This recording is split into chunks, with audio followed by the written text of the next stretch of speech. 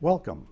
I'm Carl Frederick, and I will be interviewing individuals for Kenosha Voices, an oral history project of the Kenosha County Historical Society in conjunction with Kenosha Community Media.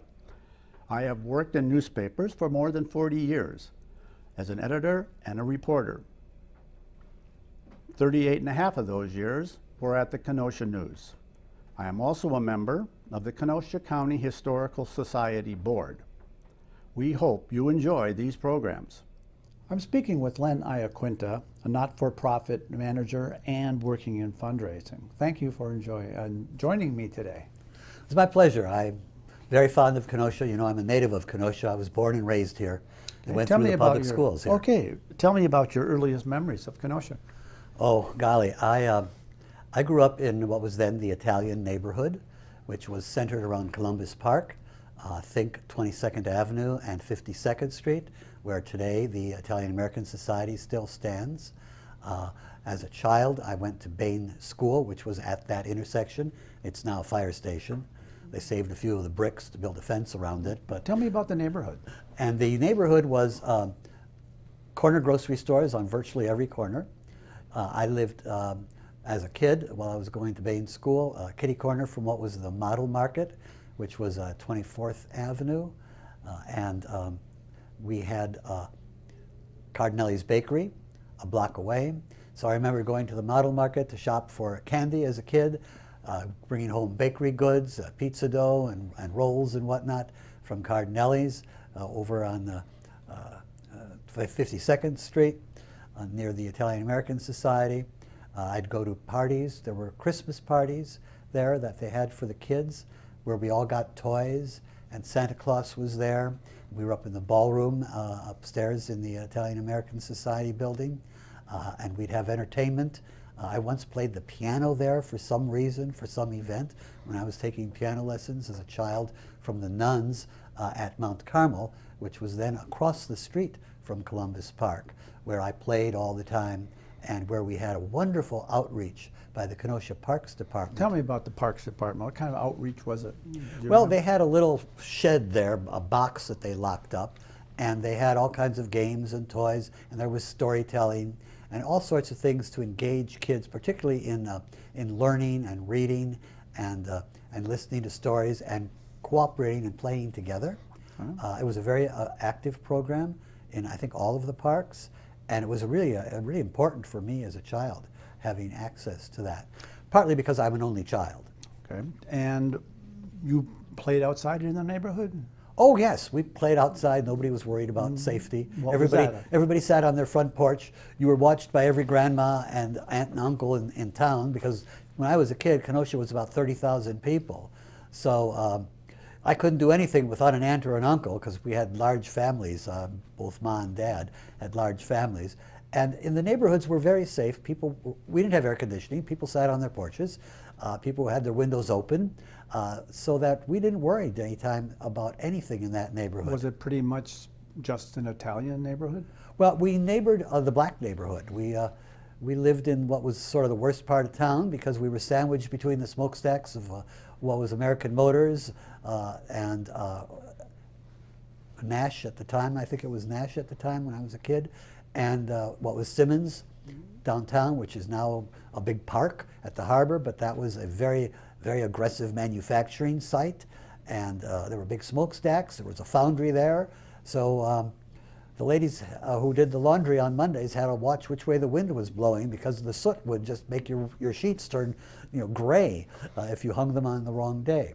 But it was a neighborhood where we had a lot of joy. The Molinaro family, Al Molinaro, the comedian, who was very famous, he's now dead. We used to have a wonderful conversational relationship because he was very close friends with my father. He lived about 4 blocks away from me in that neighborhood, and he was very fond of Kenosha.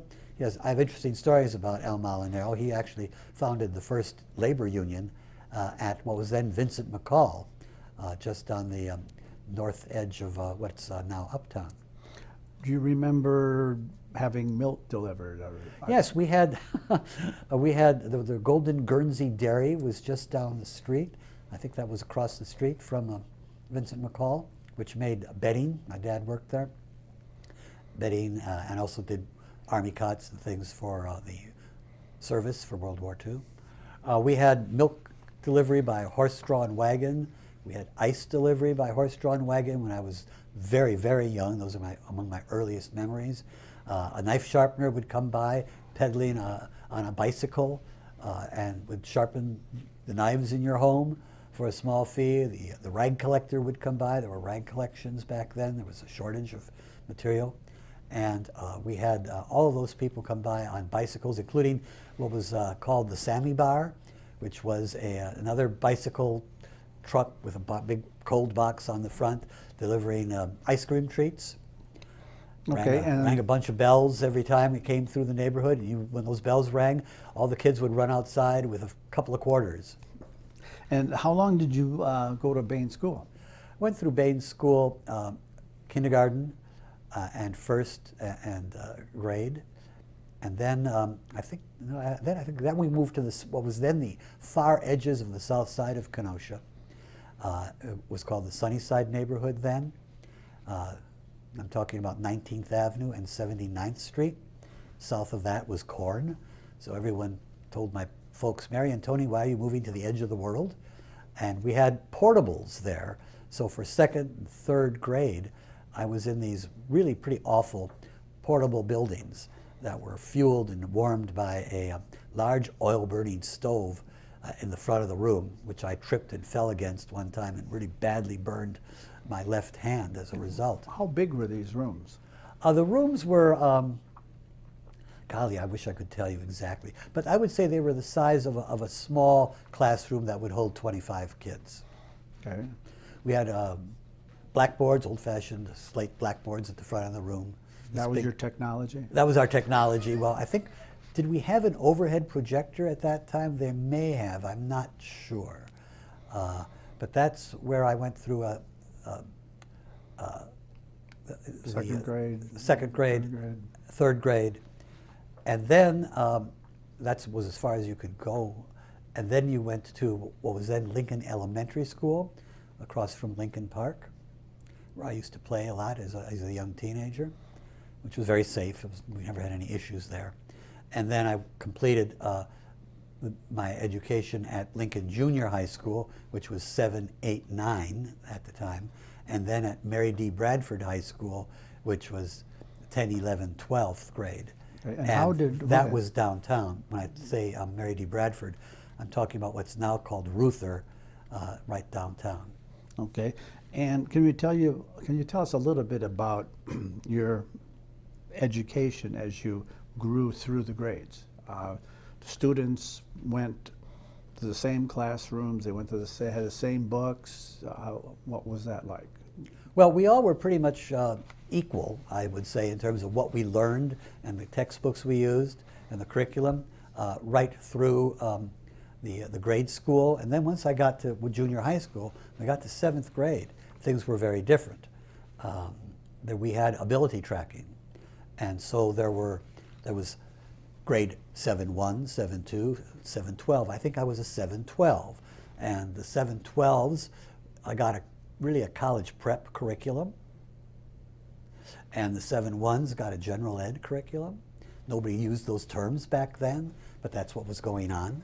And so at Lincoln Junior High School for 7, 8, 9, I pretty much, except for Jim, I went to classes with the same group of people, taking what we would now talk about as accelerated classes. In algebra, Mrs. Phillips had us using college textbooks for quadratic equations. In junior high school, you started going to class with all the other 7-12s. That's right. And it was strictly done by IQ tests. And maybe there was another test we took, but I do remember taking IQ tests. There may have been others, but they decided what your capacity was at that time. It was an either or were there in between levels? Well, it was 1 through 12. And they each had different books? I can't say. I just don't know. Although I did staff the book room once for 1 year, my 9th grade year, where you could, if you were in study hall, you could go to the book room and check out a textbook to read. But I think that the teachers I had, some of the Miss Phillips for algebra, Ruth Brown for English, they were just notoriously tough, but they were really compassionate people, and they were just confident that they were going to push us to the point where we achieved our potential, because they wanted us to be ready to be able to go on for post-secondary work. Okay, so you left ninth grade, and when you went to Bradford High School, the same track continued? Pretty much. There were some classes that were more advanced than others, and I was tracked into those classes. At one point, in order to arrange for a study hall for debate, because I was on the debate team in high school, we won state championships 2 years in a row, and we placed 4th in nationals my senior year. We had an issue where there was a schedule problem, and they placed me in a general physics class instead of the advanced physics class. And the vice principal said, well, why don't you go to a few classes of the general class and see how you like it. And after 2 days, I went to his office and I said, I will not go to this class anymore. I'm wasting my time there. I haven't learned a thing. I know everything they're teaching. I've looked at the textbook. It's useless to me. I won't learn a thing in this class. I insist on going to the advanced physics class, and that's where I'll be, and I don't care what you have on the schedule. I was very bold. I can't believe I was that bold at the time, but that's what I did. And they switched me. The debate coach, John Davies, who was one of the best debate coaches in the country, stood by my side, basically, and said, do whatever Leonard wants. So tell me about some of the teachers you had in high school. Well, there was, I think Ruth Brown and Miss Phillips were two of the ones I remember most, and also Phil Whitaker, I believe his name was physics, for the advanced physics course. He's a brilliant man, far ahead of his time. He was warning us about the carbon problem in the atmosphere back then, okay? So back then was 1961. And they were very passionate teachers. They made sure that we had a lot of access to textbooks and laboratory equipment that we needed, and they really pushed us hard. They gave us tough exams. They pretty much had us in terror, but it was a compassionate terror in the sense that we knew we couldn't get away with much and faking it. And you mentioned John Davies. John Davies was our speech coach. My mother, Mary Iaquinta, had him in school and thought, knowing her son and what my talents were, that I would really benefit from being in a speech class. And I was identified very quickly as someone that he wanted to coach in extemporaneous speaking, and in debate, cross-examination debate, what we did. And so I got groomed by him, and he made sure that after my sophomore year of high school, I got into an advanced program at Northwestern University, a 5-week summer program for public speaking and debate. We normally took people after their junior year of high school, but he talked them into taking me after my sophomore year of high school. And he was just the most amazing coach. He knew how to direct you to magnify your talents, but he was very careful in his critiques not to frighten you into withdrawing, which is very easy to do in that field, I think. And he would also reassure you. One of the things I remember most about John Davies was that he found a way to reassure me about my skills when I was uncertain about them. And that sounds kind of silly and trivial maybe, but it was extremely important to me as a young person at that time. But he was a master at going into the 9th grade classrooms in the junior high schools and talking to the English teachers and finding out and identifying, just like an athletic coach would, who he wanted to try to involve in his speech class and in competitive public speaking. And he did a great job. We were the terror of the state of Wisconsin. People knew us all over the country, as a matter of fact, because of our consecutive visits to nationals. Okay. And other teachers that you can remember? Well, I remember Phil particularly because of his his great intelligence, and he also encouraged me in a really strange way. I'll never forget this conversation. I was talking to him about something involving New York, and at one point he looked at me and he said, "Leonard, you're going to go to New York. At some point, someone is going to see you and want you in New York." And I thought that was the craziest thing anyone ever told me. But it made me think that maybe I had a future beyond Kenosha. And Phil turned out to be right. Was that a fear? That's exactly what happened to me. Was that a fear that you might stay in Kenosha, or it just Well, I just, didn't think about it? Carl, I didn't feel I fit in Okay. in Kenosha. Okay. I just didn't feel I fit in. I was an only child. I was awkward socially. I had reasonably high intelligence. I was a bookworm. I was not your typical high school student. Okay. In any way. Now, you had other teachers, chemistry or other sciences that... Yeah, Juanita Sorensen in high school was also extremely important to me, as was her husband, because I got to know them later. Juanita taught chemistry. She and Florence Donnelly were the two chemistry teachers. She was pretty young at that time. She went on to teach in college at Eau Claire, the UW Eau Claire campus. Very gifted teacher and researcher in education. And she encouraged me with my science fair. She encouraged me with writing. She gave me an advanced textbook that she wanted me to study, to learn more.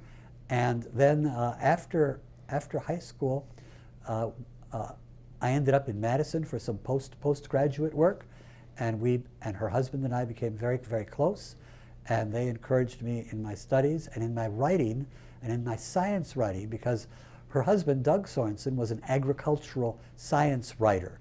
He wrote for the agricultural magazines that the farmers would use to learn what's latest in the field, and the University of Wisconsin has a long history in agricultural research.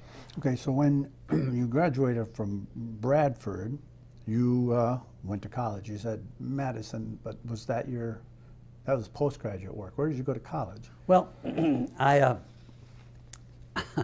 applied to Madison. I was recruited by John Valesky to be a part of the UW-Madison Extension program in Kenosha, which allowed you to take your general education classes. Basically, I think that we used classrooms in what was then the vocational high school, which is currently City Hall, soon to be torn down by the harbor. And also, they used some unused classrooms at night, I think, at what was then Mary D. Bradford, now Ruther. And you lived at home. And some of my very intelligent and very successful friends did that. My good friend Judge Jim Carlson did that. But I also applied to a few other colleges. Applied to Northwestern, among others, Northwestern University in Evanston. And Northwestern gave me what amounted to a full tuition scholarship. So that was a pretty easy decision. It was close, literally an hour away by then the North Shore Electric train, or by the Northwestern diesel train from Kenosha to Evanston and Chicago. So I went to Northwestern. We paid, for my freshman year, which was 1962-63, we paid $25 a quarter, and there were 3 quarters in the regular academic year, and that's how we were able to afford it, because we did not have money. Okay. You mentioned the North Shore Rail. Tell me a little bit about that system. You seem to have The North used Shore that. Railroad was an electric railroad that ran from downtown Milwaukee to the Loop in Chicago, and there was a narrow gauge. It's just the same kind of train, although now they're more modern, that is on the South Shore Railroad that runs from Chicago Loop around the lake into Gary, Indiana. And so it had a trolley and an electric shoe to use the subway and L tracks in Chicago. So it made its way along the lakeshore, making every stop between Milwaukee and downtown Chicago, and it made the loop in downtown Chicago, the elevated loop, and came back. That service was 24/7, 365.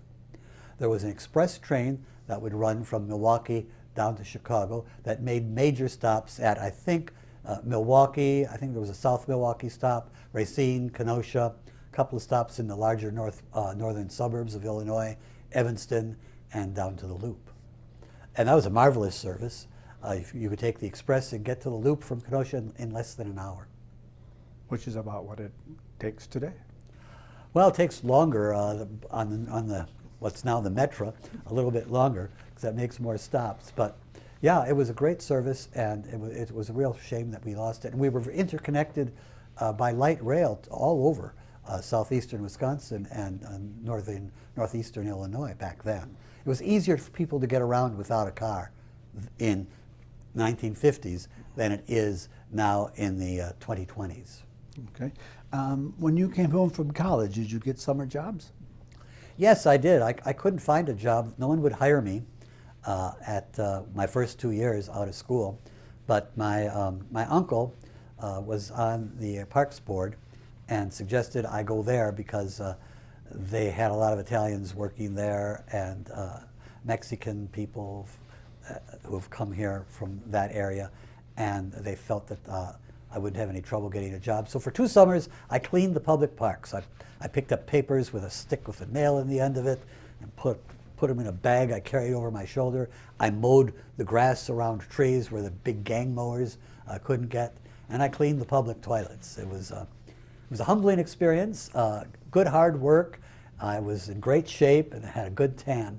And then my second 2 years, I was majoring in journalism at Northwestern University, and Howard Brown and Lee Hancock, the editor at the Kenosha News. Howard Brown was the owner and publisher. Lee Hancock was the principal editor at that time. They hired me as a summer intern after I'd had some journalism education under my belt, and I spent my last 2 college summers after my junior and senior year working at the Kenosha News in doing everything. The interns at the Kenosha News back then, which had a larger circulation then, I think, than it does today in 2023. I did everything from cover sports to being the photographer, to being the wire editor, which means taking the national and international news and preparing the front page of the newspaper. I would lay out several pages of the paper. I would lay out special sections. I would do original reporting. I did everything. It was just a wonderful, wonderful experience. And the coaching I received from people like Jim Myers and Elaine Edwards and Brad Weinstock and Harlan Drager, who was a wonderful, wonderful reporter, was terrific and really helped me a lot later in my career in journalism and then in the kind of work I did for my career, which was in not-for-profit work. So you mentioned that you couldn't get a job immediately coming home from school and had to find a job at the Parks Department. Why was it so hard to get a job? Well, I felt that it was because there was still not a lot of discrimination against Italian Americans at that time. And I felt that that was a part of it. Maybe wrong, but that's how it seemed to me. Okay. And when you went to Northwestern, it sounded as if your first interest wasn't journalism. No, it wasn't. I still thought I was going to be a physicist. I was valedictorian in my high school class. That's not very humble sounding, but I was. And I was good in a lot of things in high school, and I hadn't yet figured out what I was best at and what my real passion was. I had a thing for science. I loved science. Did since I was a kid. Even had a scrapbook on science events and rocketry and all that sort of thing. I was that crazy about science. And then I met college calculus and got the first non-A grade of my life. I got a C in calculus. And I realized at that point that a career in physics or anything like it was not going to be for me. I was a scholarship student, so I had to maintain my grades. So I went to the assistant dean of the College of Liberal Arts, as it was called then, which is where physics was located. And Dean Downey sat me down in his office. He had my admissions folder with him. And he had just read my admissions folder before the interview. And I told him what my worries were. And he looked at me in the eye and he said, "Leonard, have you ever thought about writing, about journalism, because you started a newspaper in your neighborhood when you were in 4th or 5th grade.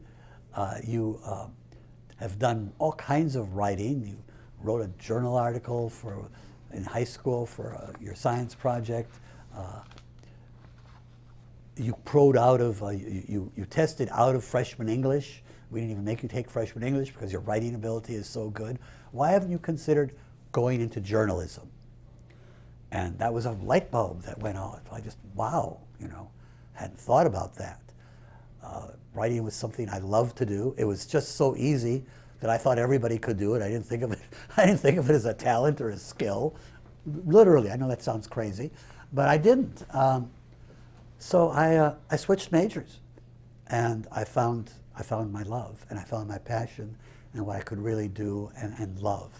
And all the rest of my life has been really around those skills: writing, public speaking, and the skills I honed in debate, which is reading immense amounts of material and synthesizing it and analyzing it and explaining it. Okay, so you did then graduate from Northwestern with a degree in journalism. I had a BSJ, yes. Okay, and what did you do with that? I went to graduate school. Where did you go? I ended up at Columbia University Pulitzer Graduate School of Journalism in New York City. A place I never thought I would get into. But I was very active in student affairs at Northwestern. I was president of the men's residence halls. I was coached by some really great student affairs staff, and people don't realize how very important funding the student affairs staff is at public and private universities, because they play a huge role in shaping your development if you participate. And one of my advisors was talking to me. I said, "Leonard, what are you going to do after school?" And I said, "I don't know. I'd like to continue at Northwestern, but it'd be the same old professors. I'd like to go somewhere else, but I'd really like to go to Columbia, but I'll never get in there. People say I could never get in there." And she insisted I apply to Columbia. She said, "You will get into Columbia, Len. I'm positive. You have to apply." Well, I did. And I did. I got a very fancy tuition scholarship, supplemented by what was then called a National Defense Education Act loan, which wasn't for too much money. And I repaid that over a period of several years. And since it was a period of high inflation, I paid it back with inflated dollars, so I actually made out pretty well financially that way, if you want to look at it in that kind of quirky way. And so I ended up at Columbia University. It was a very intense 8-month master's in journalism program. I and everyone else who's gone through that program will tell you they never worked so hard in their lives. It was extremely competitive. 115 people, literally from all over the world, were in that class. And the professors were terrific. They were just the best available in the Boston-Washington corridor. And it was an experience of a lifetime. And then from there, I did some postgraduate study in mass communications research in Madison. And I was recruited out of that by the former dean of Columbia Graduate Journalism, Ed Barrett, who had resigned from Columbia University when President Grayson Kirk brought the police on campus during the 1968 Vietnam takeover of the campus by students. And Ed didn't think that Grayson Kirk should have brought police onto the campus. He resigned in protest. Something I admire in people. Not enough people today resign in protest when they see things that are bad. They just want to protect themselves. But Ed resigned in protest. Of course, he was well fixed financially. And he joined a think tank, which was founded by the founding chancellor of the State University of New York system, Alvin Urich. And he formed a communications division to do research and consulting on journalistic and communications issues for governments, private foundations, whatever.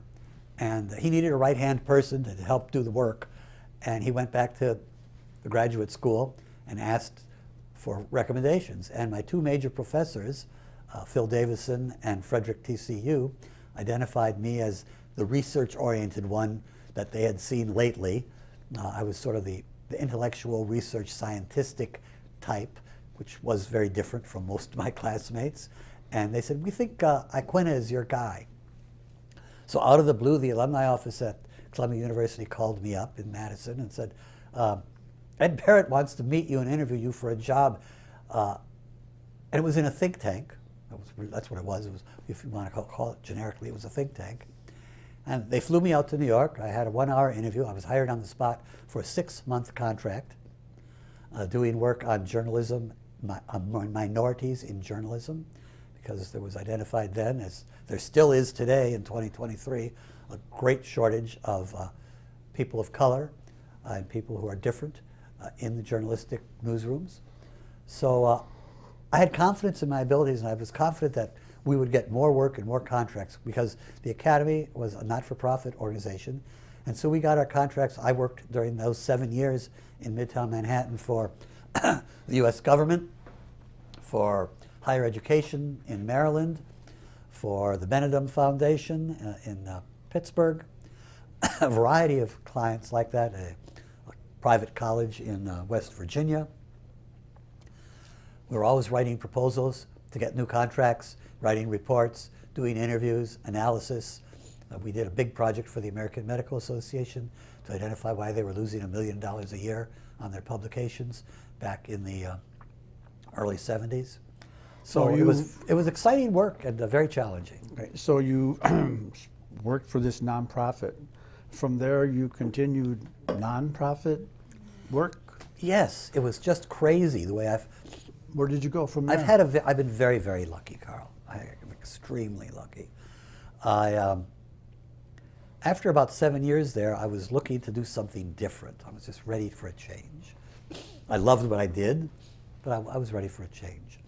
And across the hall from my office in the think tank, we had rented space to a fellow who was the retired chief executive of the United States Steel Foundation.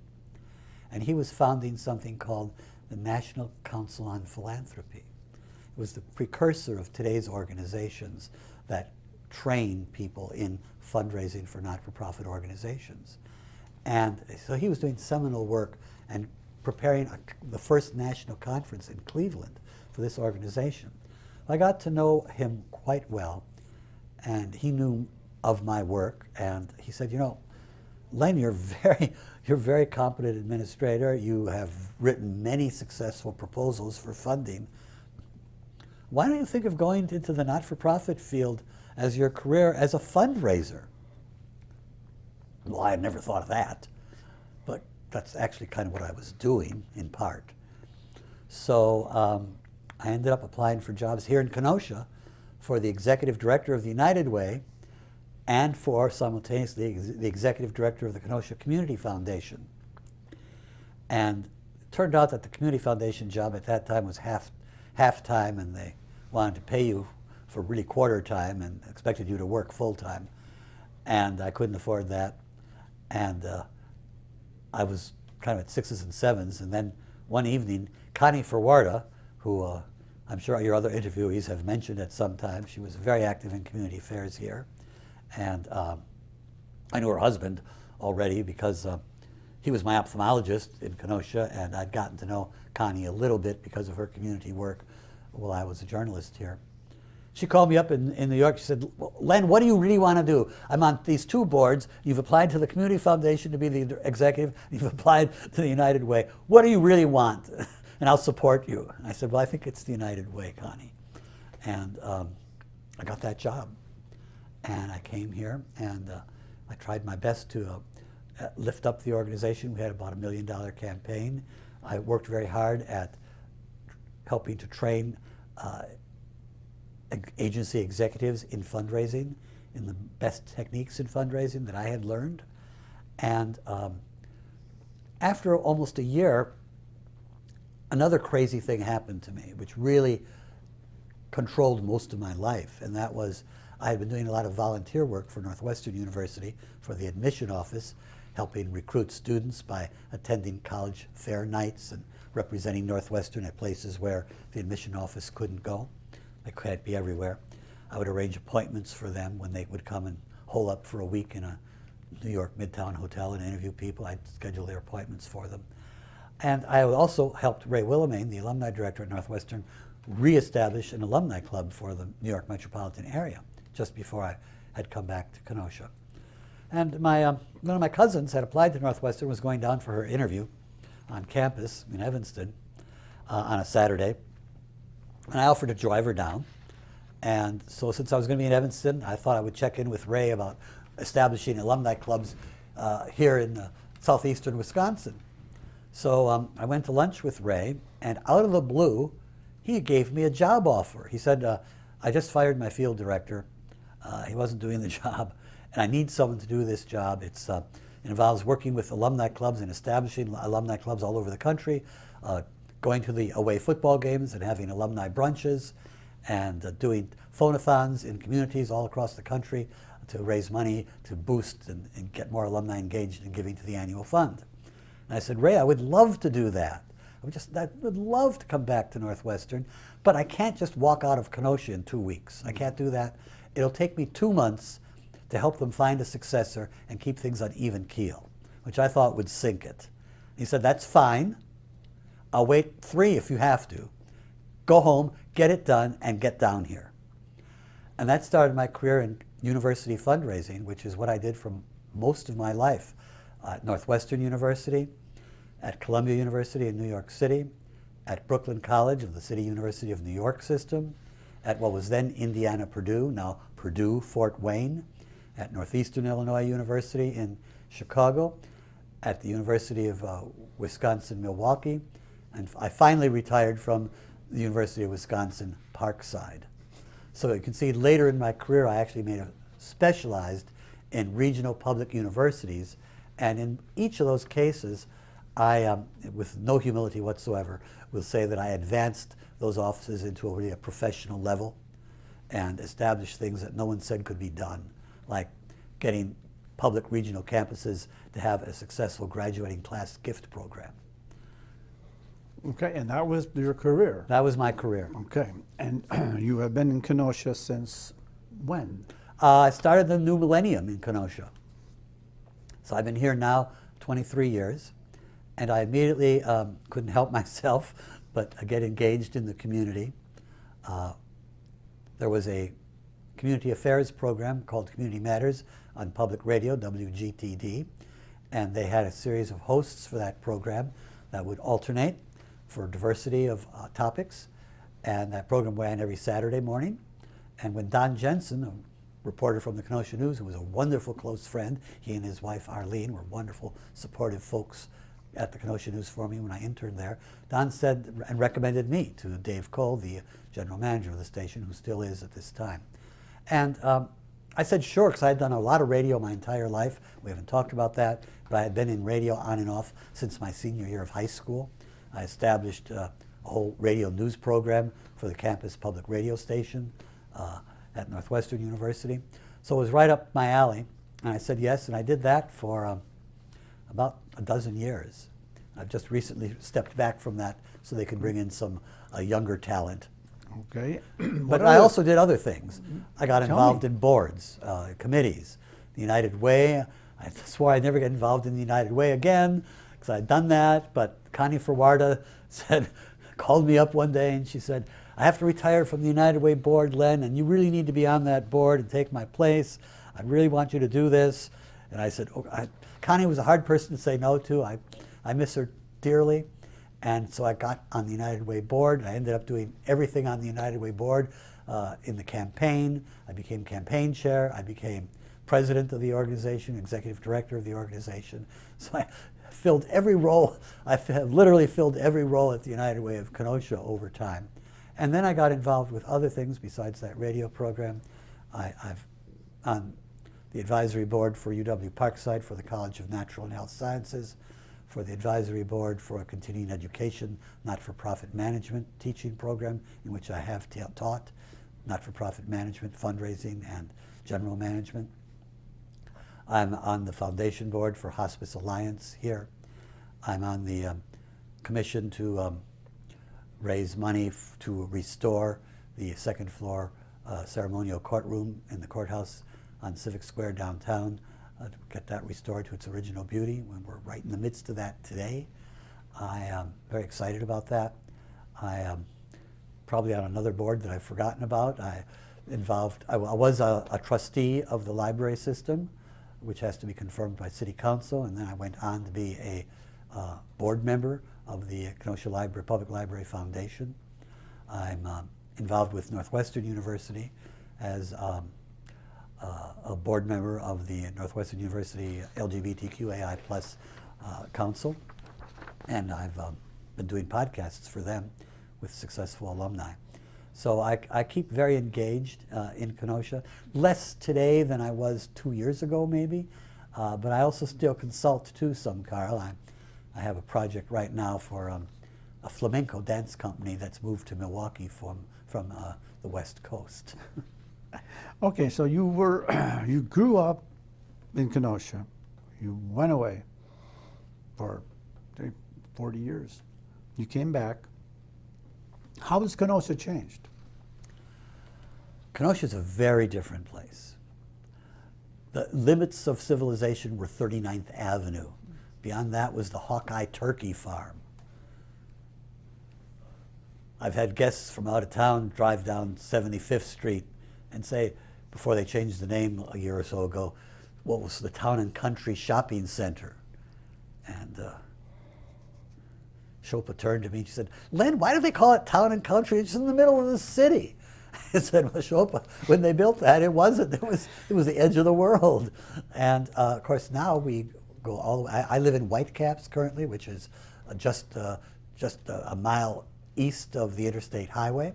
There was nothing there but corn. In fact, when we built our home, when my husband Daniel and I built our home, which ground was broken in August of 2000, nothing was across the street in Pleasant Prairie but corn.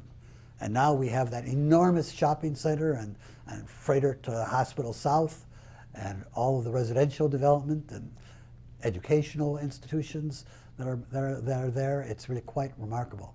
We're a much larger city. Everybody doesn't know everybody anymore, because when I was a kid, if you grew up east of 39th Avenue and went to Kenosha Public Schools, you either knew everybody or were related to everybody, whether you knew it or not. It was that tight a community then. With that growth have come a lot of issues of homelessness that we never saw when I was a kid. And we also have had to really catch up, I think, and have done so very wisely in terms of our road system, which, 20 years ago was getting to be very inadequate. And so I'm very grateful for the leadership our community has had. We've had mayors and county executives that have had real vision of what Kenosha could be and how critical this rapid growth, which the demographers say is going to continue for the foreseeable future, how that had to be managed to keep this a livable place to be. And they've succeeded beyond my wildest dreams and expectations. We're very, very grateful for that leadership we've had, and I pray that our leadership in the future will continue to be as visionary, because we have a lot of growth to do, and I hope that if someone watches this interview 50 years from now, they can look back and say that growth has continued but has been managed well. And the change in post-secondary? I think that's really exciting. I don't think that everyone in Kenosha realizes how lucky we are here. We have a first-rate Gateway Technical Campus. With Brian Albrecht's leadership has been terrific. We have Parkside with Deborah Ford's leadership as chancellor has been terrific. And I say that with some knowledge in the sense that I served in higher education in the president's cabinets at several universities. I've worked closely with college presidents. I've seen the good and the average and the terrific, and we've had amazing leadership and then Carthage, our private institution, has had amazingly good leadership and is thriving. So we have that, and then we have some outposts of other institutions. We have Herzing here. We have the Nursing Consortium program with UW Milwaukee through UW Parkside. We have tremendous opportunities for health education here that didn't even exist 20 years ago. So we are extremely well served post-secondarily for people to be able to advance in their lives, no matter what. And the trades, too, have been improving their internship programs, their recruitment into the professions, which I think is very, very important. And with Gateway and working in partnership with that sector, I think that people have opportunities here that were unimaginable 30 years ago. Even and at Parkside, we have master's programs now that you don't have to go to Madison for, particularly in the health-related professions, where we have a great shortage in this area. I'm particularly concerned about that, being my age. I'm 79 now, as we sit here. So seeing that there's plenty of nurses who are well-trained is to my advantage. So I'm very proud of Kenosha and what we've achieved. Well, thank you for talking with me today. It's been a great pleasure. Thank you, Carl.